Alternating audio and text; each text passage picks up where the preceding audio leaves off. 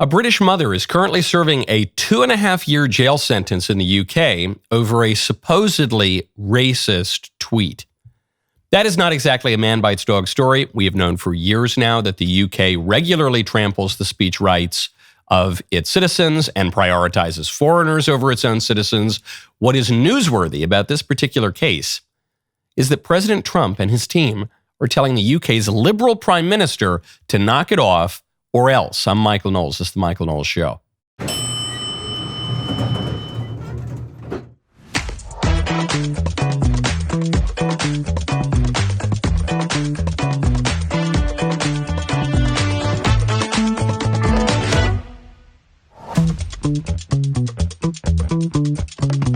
Welcome back to the show. Emmanuel Macron, the president of France, has been slapped or pushed or shoved in the face on camera by his wife, Brigitte.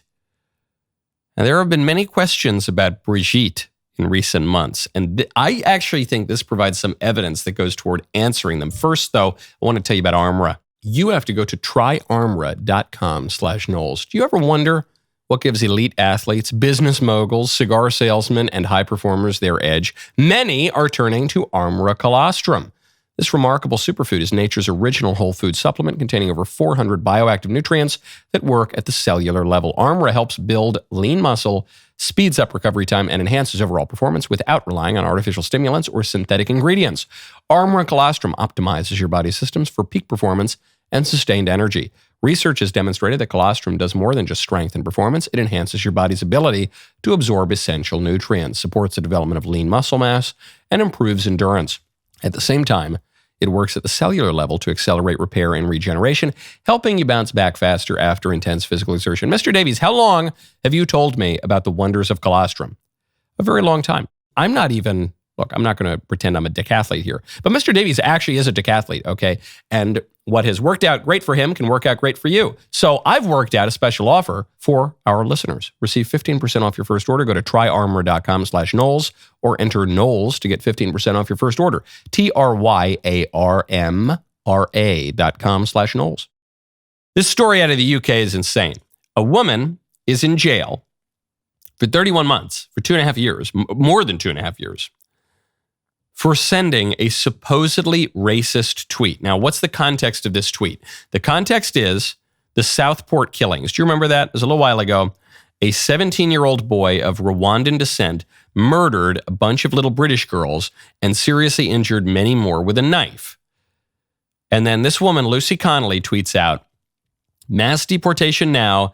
Set fire to all the effing hotels full of," I'm going to clean up the language a little bit, "full of the jerks, for all I care. While you're at it, take the treacherous government politicians with them. I feel physically sick knowing what these families will now have to endure. If that makes me racist, so be it." So the key to this tweet is the phrase, "for all I care." Because you could say, well, the woman ordered people, incited violence. She said, go down and burn all the migrant hotels. But she didn't say that. She said, set fire at all the effing hotels, for all I care. For all I care, which modifies that statement and clearly implies you can go burn down all the hotels, for all I care. If she were saying, go burn down these hotels, she would be implying that she cares. She would care for you to do this thing that she's instructing you to do. That's not what the phrase, for all I care, implies. What the phrase, for all I care, says, you can do this, you cannot do this, I don't care. I couldn't care less. So that's the phrase. It's a little rude. She uses some salty language. Interestingly, the Southport killings were carried out not by a migrant, but by a descendant of migrants. You know, a Rwandan kid. He's not, British people, or English people rather, are the descendants of the Angles, the Anglos and the Saxons. This kid is British broadly, I guess, but he's Rwandan. And so she confused him for a migrant. Easy mistake to make, but she says, look, if that makes me racist, so be it. Should you go to jail for 2.5 years over a racist tweet? The UK says yes, of course. The US State Department says maybe not. The State Department under Trump is saying that it is monitoring the case of Lucy Connolly. And actually, Vice President J.D. Vance brought this up in front of Keir Starmer, the Liberal Prime Minister of the UK. I said what I said, which is that we do have, of course, a special relationship with our friends in the UK and also with some of our European allies. But we also know that there have been infringements on free speech that actually affect not just the British. Of course, what the British do in their own country is up to them, but also affect American technology companies and by extension American citizens. So that is something that we'll talk about today at lunch. We've had free speech for a very, very long time in the United Kingdom, and it will last for a very, very long time. Well, no, I mean, certainly we wouldn't want to reach across US citizens, and we don't, and that's absolutely right. But in relation to free speech in the UK, I'm very proud of our history there. LOL. Are you kidding me? JD speaks very well there, and Starmer says, shoot, he's making us look bad. Well, you know, we've had free speech in the UK for a very long time, yeah. We defend our free speech rights, yeah. I don't know why it sounds like Michael Caine. But Keir Starmer is saying, yeah, we defend our free speech rights. I mean, sure, we'll arrest you for praying in your head outside an abortion clinic. Yeah, we'll arrest you for that. You're not allowed to pray inside your head outside an abortion clinic. You're not allowed to tweet that you object to the wholesale slaughter of little girls with knives. You can't say that on Twitter. That's racist. You're going to go to jail for years for that. But we support free speech. Batman, we do. Okay, do you? Totally ridiculous, given the UK's clampdown, not just on free speech broadly, which, as you know, and as I write in my book, Speechless, Controlling Words, Controlling Minds, is a nebulous concept in the abstract, because you got to get down in the nitty-gritty. Speech from people who have nothing to say is worthless. There's no such thing. There's no substantive meaning to that kind of free speech. And really what the UK does is clamp down on good speech, or at the very least defensible speech of its citizens, and defend the speech of people who are doing very bad things. So Vance here, totally right. And also highlighting a contradiction within the lib paradigm, the globalist paradigm. He said, you hear Keir Starmer, we wouldn't want to infringe on the American system. We wouldn't want to stick our nose in your business. Yeah, well, you would, first of all. You people all do that. But also, I thought the world was flat. I thought we all lived in an interconnected global world. I thought that was the big objection to Trump, is that Trump brought up the N-word again. Not that one, and not nuclear, as President Trump mentioned, but nationalism. Trump brought that up. The globalists said, this is terrible. We're all an interconnected world. We all give up some of our sovereignty to international institutions, to big financial institutions. We all sing Kumbaya. We all have something to say about each other. But hold on. Okay, well, we want to criticize the way that you're jailing a British woman for a perfectly understandable, at least, response to the mass killings, which are not totally disconnected from the problem of mass migration, which is probably the chief gripe that the nationalists have against the globalists. Then all of a sudden you're ardent nationalists and you say, get out of our business. Cuius regio, eius religio. I don't think so, Buster. Not going to work. The globalists cannot have it both ways. And Starmer knows it, okay? In fact, I don't mean to be too harsh on Keir Starmer, because Keir Starmer, to me, is the bellwether here of where global politics is moving, and it's clearly moving to the right. Keir Starmer, I played this on the show last week. Keir Starmer, super duper lib UK prime minister, a guy who denies that there is any concrete identity even to the English people, famously did that on a podcast with Konstantin Kislin. Keir Starmer just came out against mass migration. Let me put it this way. Nations depend on rules, fair rules. Sometimes they're written down, often they're not. But either way, they give shape to our values, guide us towards our rights, of course, but also our responsibilities, the obligations we owe to each other. Now, in a diverse nation like ours, and I celebrate that, these rules become even more important. Without them, we risk becoming an island of strangers. Whoa. Super duper lib globalist Keir saying that if we continue to have mass migration, the barely questioned policy of not only the left, but also the right in the UK and throughout the West for the past 30 years, if we continue to have that, we'll become an island of strangers. That guy sounds like Pat Buchanan. Okay, that guy sounds like Donald Trump. More than Donald Trump. That guy sounds like an immigration restrictionist. Why? Because Keir Starmer reads the polls. Because the liberals are reading the polls. Because the New York Times just has a major, really, really interesting piece out about the polls, which show that the left is dead on the operating table. The right has been advancing steadily for a decade now. And if the left-wing parties want to have any hope of a future, they need to change tune real quick. We'll get to that in a moment. First, though, I want to tell you about Boll & Branch. I want you to go to bowlandbranch.com/Knowles. Have you ever wondered what it would be like to sleep with me? Well, one easy way that you can start to figure it out is with Boll & Branch sheets. If you are tired of waking up in the warm embrace of your own sweat, then you need to check out Boll & Branch sheets, which I have slept on and loved for many years at this point. Their best-selling percale sheets are the solution to sleeping hot. Made from the finest 100% organic cotton with a cotton cooling weave, these sheets feel wonderfully crisp against your skin while keeping you cool and comfortable all night long. Even if you're the warmest sleeper, you will love how breathable they are, finally giving you those cozy and relaxing nights without overheating. Plus, experience the luxury of Boll & Branch sheets with their risk-free month-long trial. Wash them, style them, feel the difference for yourself without any catches or commitments.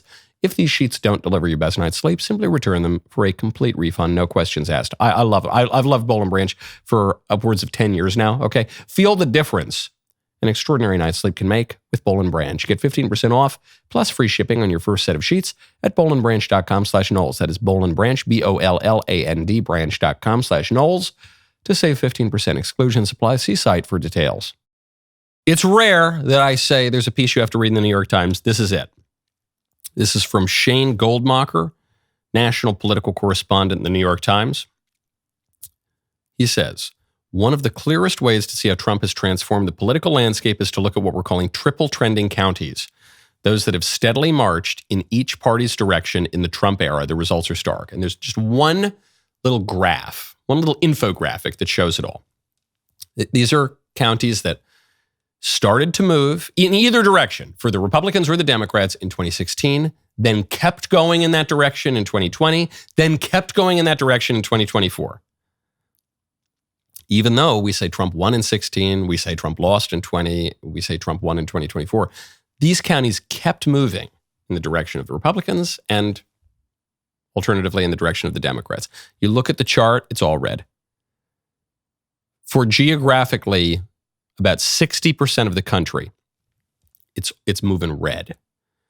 The rest of the country not moving blue. The rest of the country just kind of empty. You see a handful of tiny little pockets of the blue.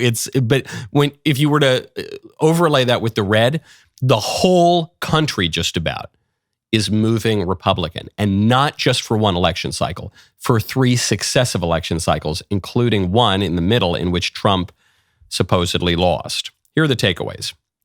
Takeaways from, you don't actually have to read the New York Times, though it's a good piece, and you should read it if you have the time. The Democrats are making some gains. As you can see, there are a handful of counties that are moving in the Democrat direction consistently for 10 years. It's only the wealthiest people.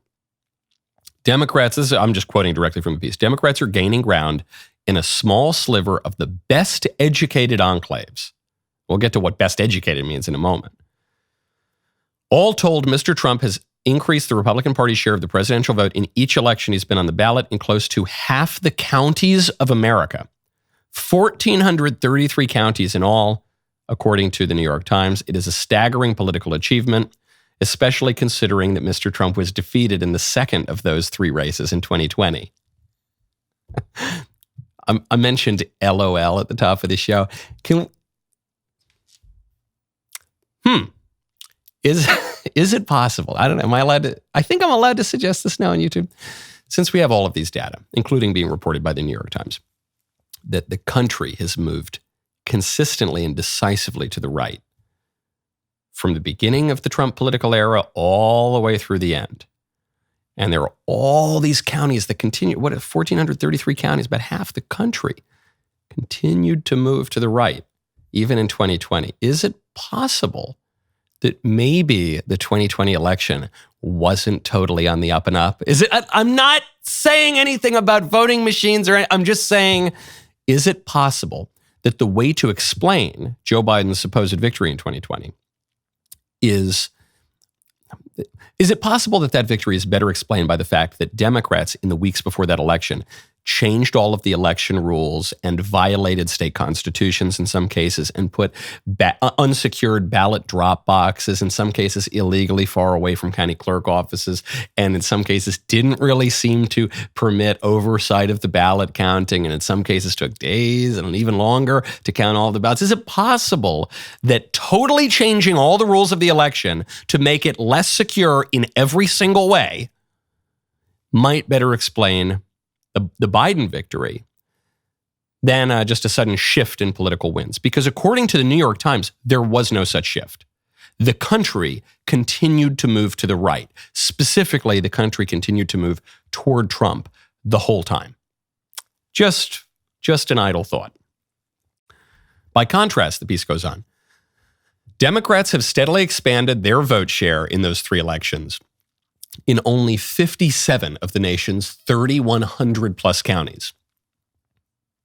Not 5,700, not 570, 57. The scale of Mr. Trump's expanding support is striking. While roughly 8.1 million Americans of voting age live in triple trending Democrat counties, so 8.1 million Americans of voting age live in the counties that have moved steadily to the Dems, 42.7 million live in Republican ones. Whoa. 5 times as many, more than 5 times as many, live in the Republican ones. We are not currently in the position we were in 2016. This is not, we just got to defeat the libs on some of the arguments and we got to show people that we won the argument. We won. This is why, by the way, you see this reflected not only in electoral politics, you see this in political media, you see this in the intellectual circles. We don't have to go out there anymore and have the really facile arguments in front of the millions of people on YouTube and on TV to totally own the libs. We don't actually have to do that right now because we won. We owned them. We own them currently. They belong to us.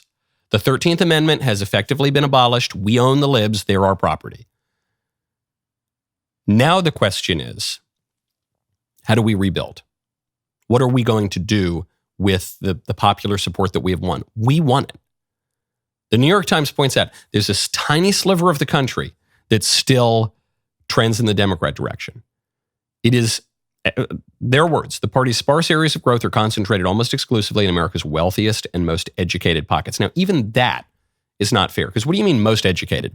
You mean most likely to have a college degree? College degrees are worthless. There's a student at the University of Connecticut right now who graduated. She is now suing her high school school district because she graduated with honors and she's illiterate.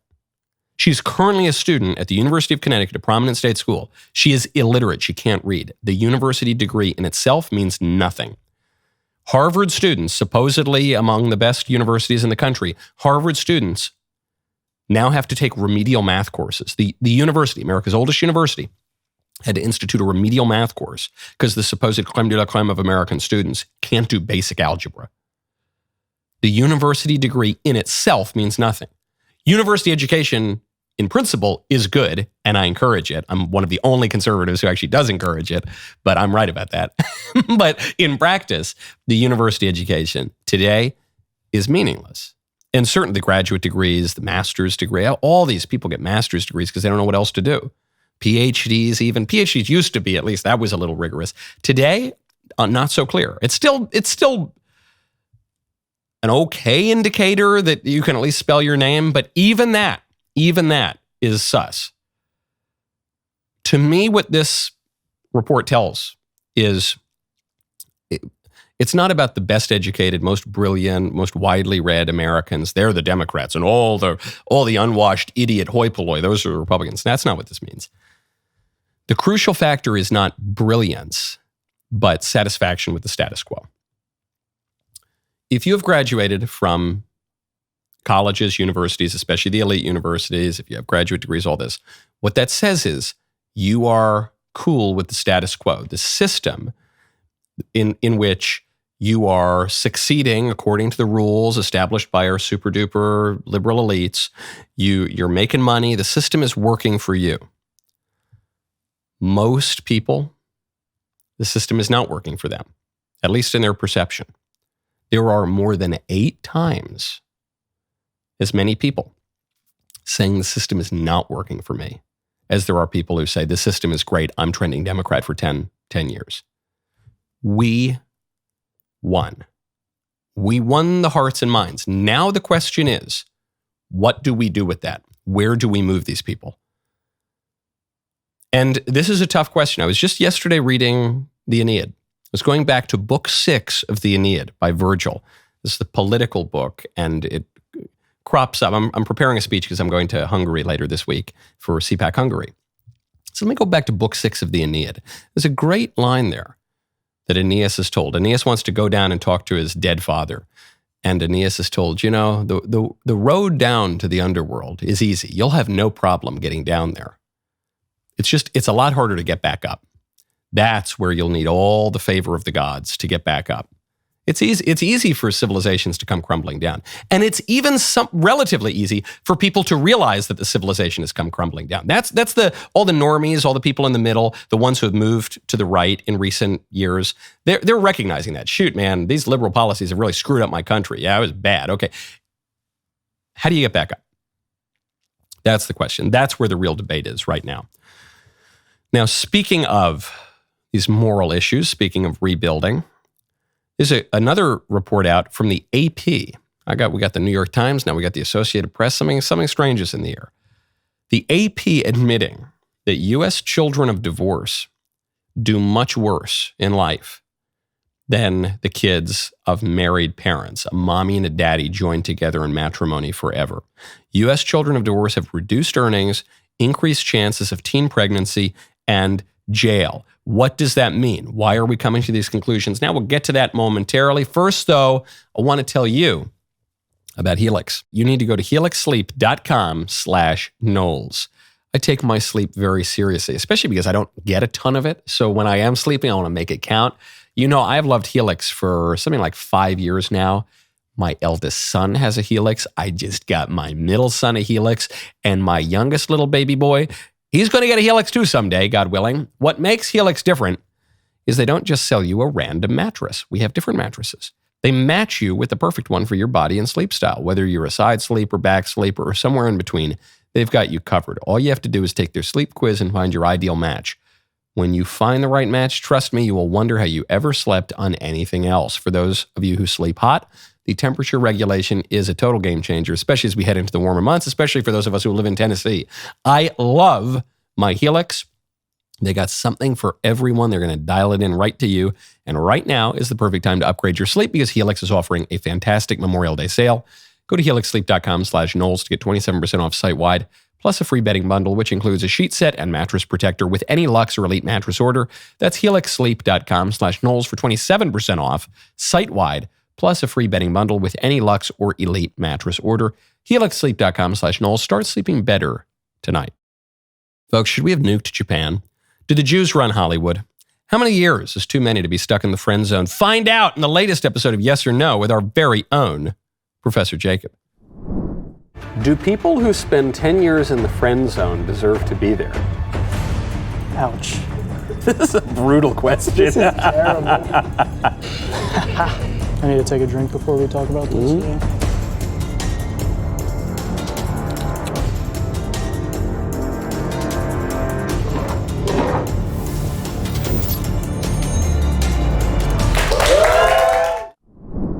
Watch the full episode now on the Michael Knowles Show YouTube channel. For the uncensored ad-free version, subscribe to DailyWire Plus, and you will see why Jacob's car looks like this right now. Go check it out. The Associated Press, which, this wire service is now it's reporting to ABC News, all the big lib outlets admitting U.S. children of divorce have reduced earnings, study says. Increased chance of teen pregnancy and incarceration. I'm not going to read the whole article, but it's specifically focusing in on kids whose parents divorce when they are 5 years old or younger.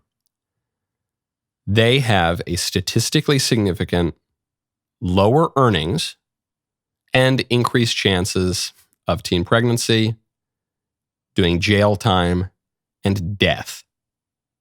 This is a study out of University of California, Merced. The way that the researchers are explaining this is because divorce at a young age is typically tied to loss of financial resources, a decline in neighborhood quality tied to a loss in financial resources, and missing parental involvement because of distance or even just because of an increased workload required to make up for the lost income. They say that accounts for 25 to 60% of the impact divorce has on children's outcomes. Now, that means there's 40 to 75% that's not explained by purely economic factors, which we all know is explained by social factors, moral factors, basic anthropological factors. How many kids does this affect? Almost a third.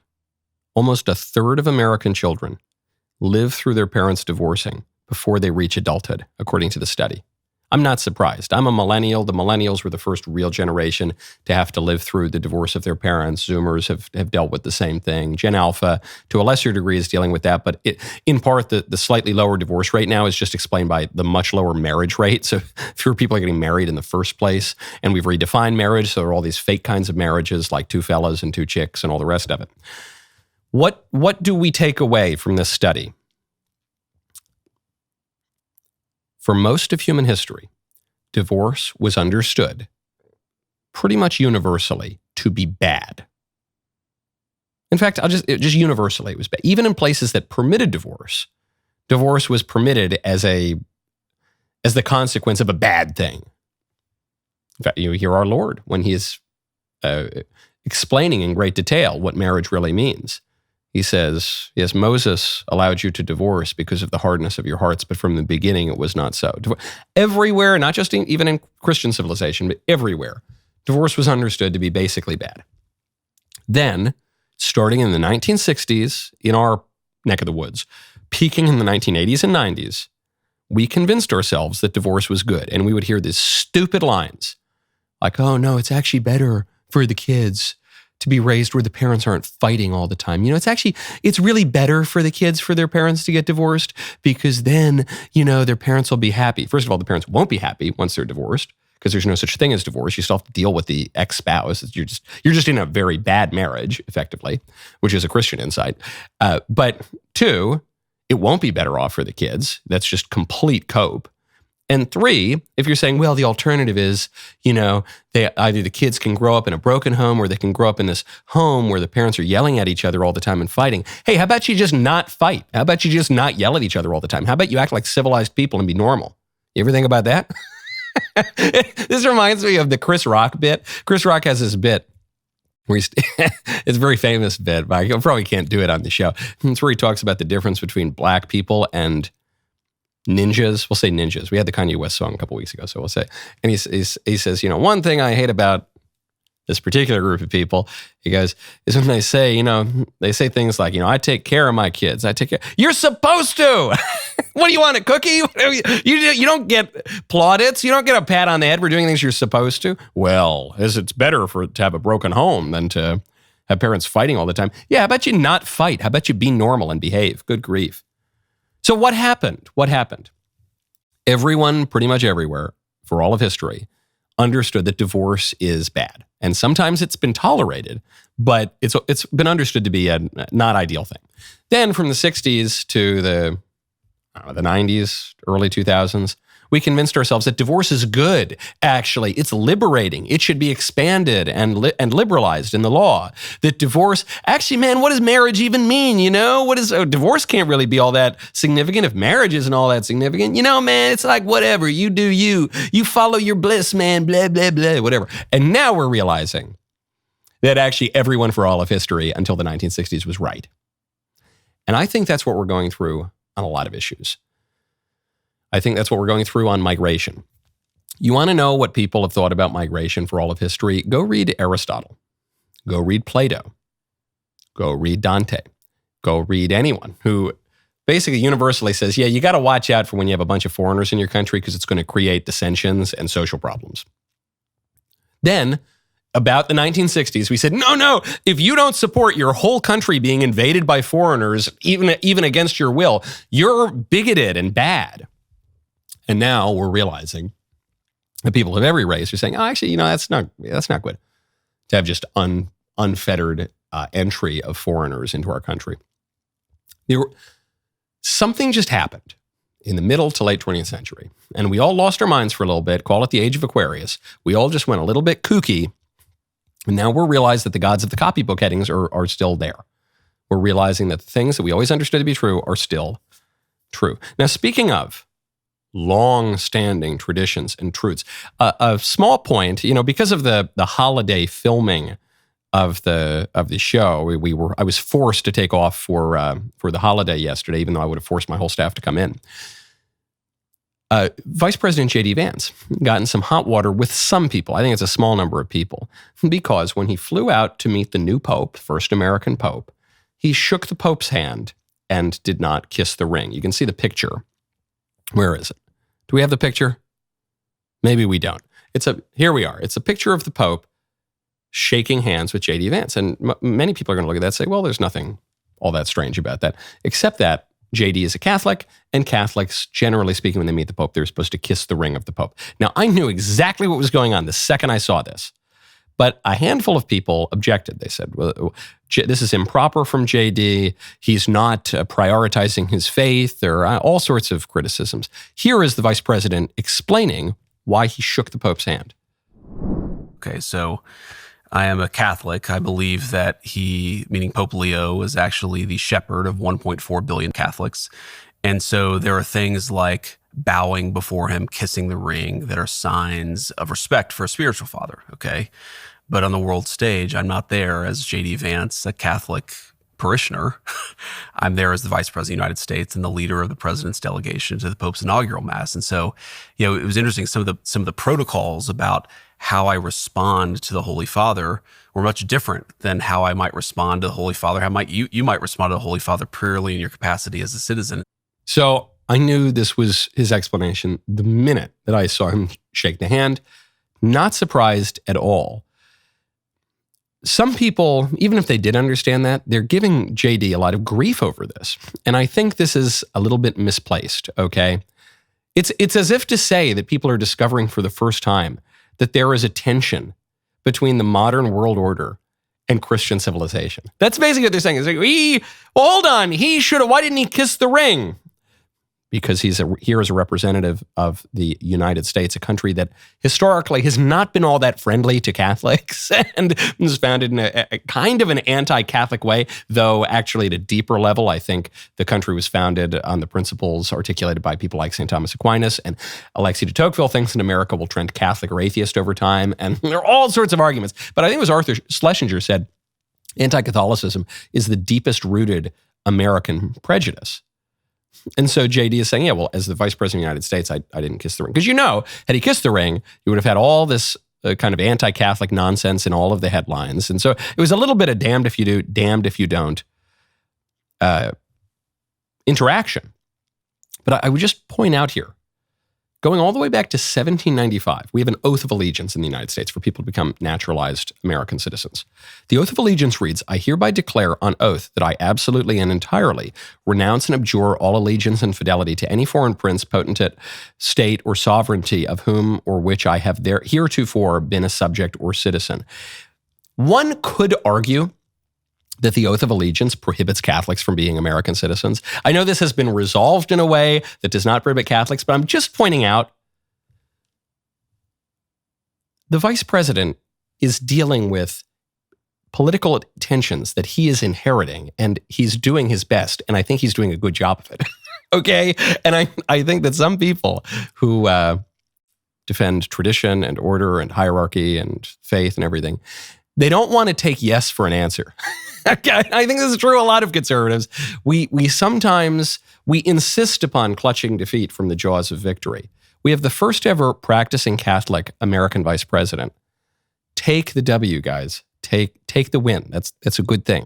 Right now, you get 40% off new DailyWire Plus annual memberships, and that is ending soon. This is where you stream all your favorite daily shows ad-free from the most trusted and handsome voices in conservative media. Plus, you will also unlock our full entertainment library, including Dr. Jordan Peterson's brand new series, Parenting. Head to DailyWirePlus.com. Use code DW40 to join now and save 40% on all new annual memberships. My favorite comment yesterday is from Asclepius Press, who writes, Hi, Michael. When I was a minor, I was groomed into delinquency by the PSL.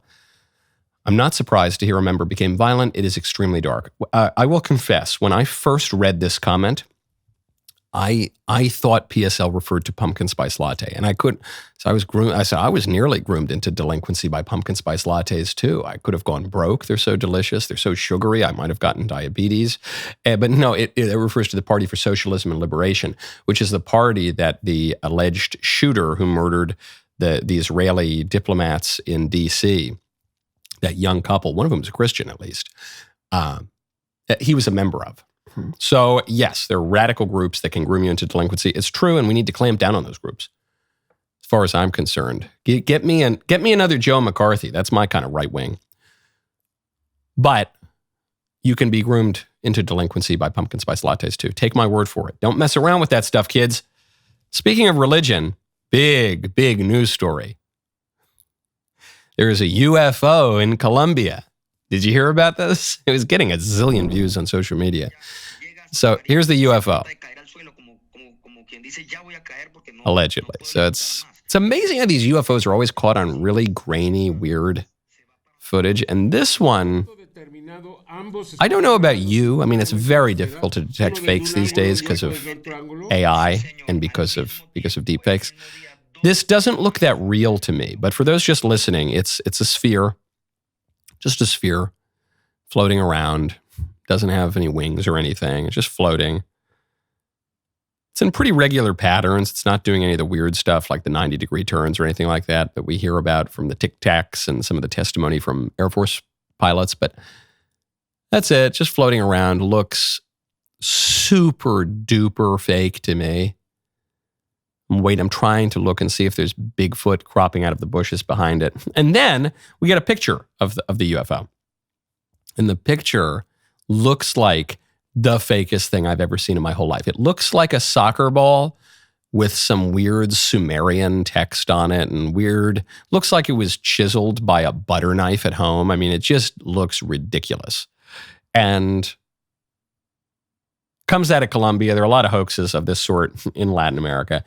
So in a piece about this from Newsweek, Julia Mossbridge, she's a PhD. I don't know. She's sort of a random PhD that was picked by Newsweek to be interviewed for this. She says, Boogosphere, that's what they're calling this thing. I really suspect it's a piece of artwork. It looks so human-made to me. Yes, it looks very human-made to me too.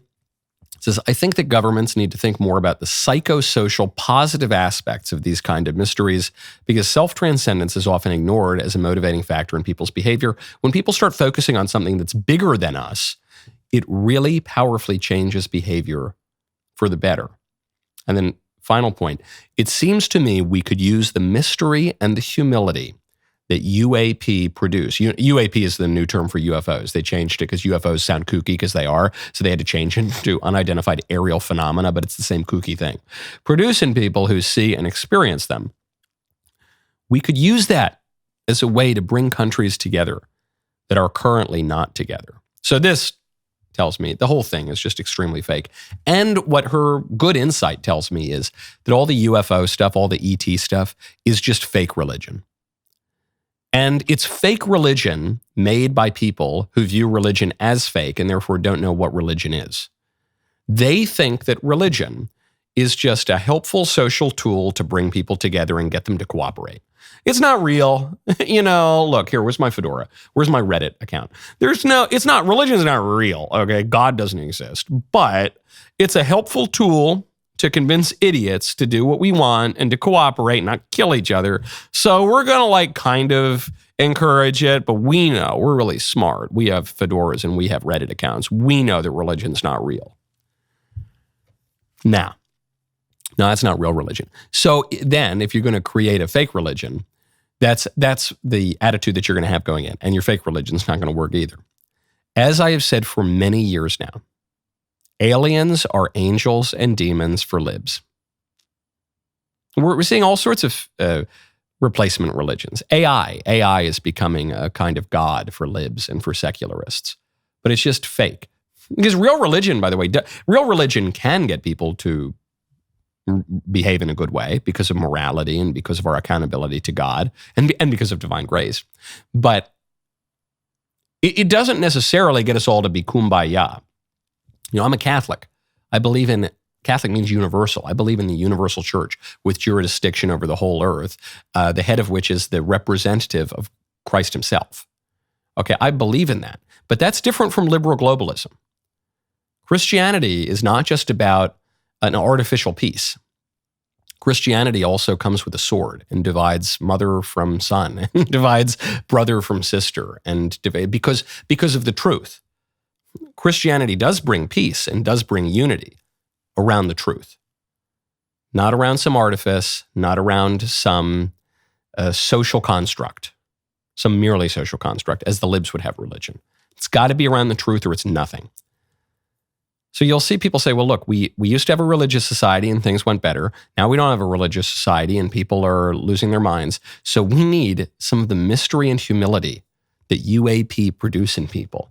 We need the holy fear of ET. Not going to work. That's not a holy fear. That's silly. I agree. We could all use a little awe and wonder. Chesterton said that the world does not suffer from lack of wonders, but from lack of wonder. We could all use a little wonder and humility. The only way that will be real and sustainable is before the true God. Speaking of little green men, Kermit the Frog just gave the commencement address at the University of Maryland. Take a listen. Dreams are how we figure out where we want to go, and life is how we get there. So graduates, I see you. I see you out there. And I know that you will find your people. I know that you're going to take big leaps, and I know that even though you're about to throw your caps in the air, good luck finding them again, I know that you will stay connected to your families, your friends, and your dreams. Because life's like a movie. Write your own ending. Keep believing. Keep pretending. You've all done just what you set out to do. And you're just getting started. That is so depressing. That is so bad. This is what modern education is worth. All these kids laughy, clappy, smiling at Kermit the Frog. This is what modern education is worth. It leaves you with exactly the same intellectual capacity you had when you were 3 years old. When you were watching Sesame Street and the Muppets when you were 3 years old, you've not grown at all. You could have a degree from a major state university. It will leave you exactly the same as you were before. Some will say, now, Michael, Jim Henson, the creator of the Muppets, he's a graduate of the University of Maryland. Yeah, Jim Henson died 35 years ago. If Jim Henson were giving the commencement speech, that would probably not be great either, but it'd be vastly superior to a cartoon puppet frog. That's really sad. Really sad. If I were a graduate of the University of Maryland after that, I would demand a refund. That is pathetic. But this is true everywhere, just about. You can't really say it's all that much better at Harvard, as President Trump pointed out when he just ramped up his war on Harvard. Look, part of the problem with Harvard is that there are about 31%, almost 31% of foreigners coming to Harvard. We give them billions of dollars, which is ridiculous. We do grants, which we're probably not going to be doing much grants anymore to Harvard.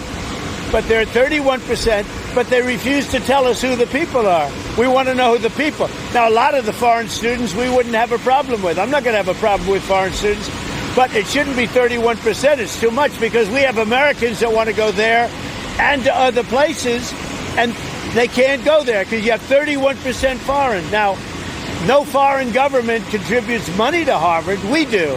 So why are they doing so many? Number one. Number two, we want a list of those foreign students, and we'll find out whether or not they're okay. Many will be okay, I assume.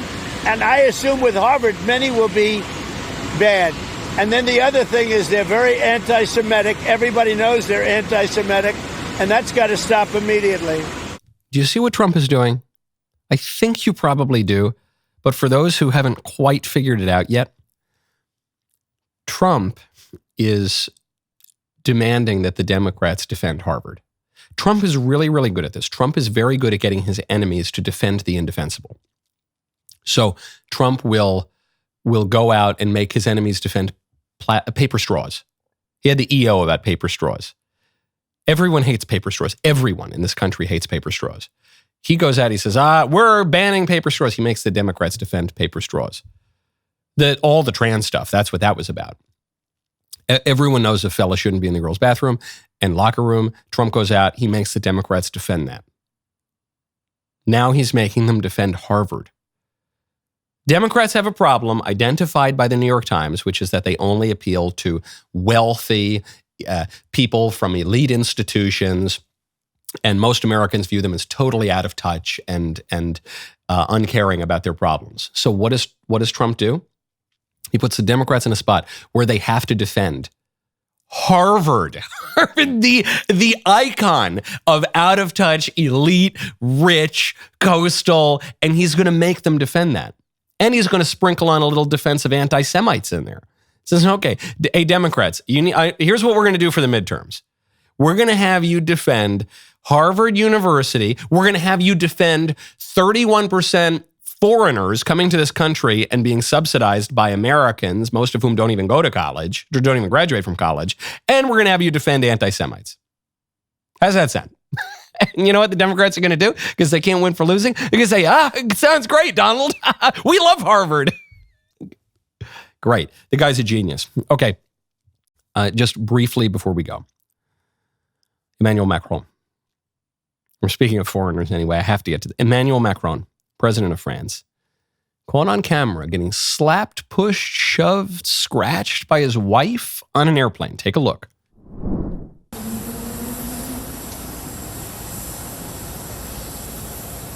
Oh, yeah, hold on. That's not a slap. For those of you who are only listening, he's standing there, and you see these hands of his wife. Hands push his face away.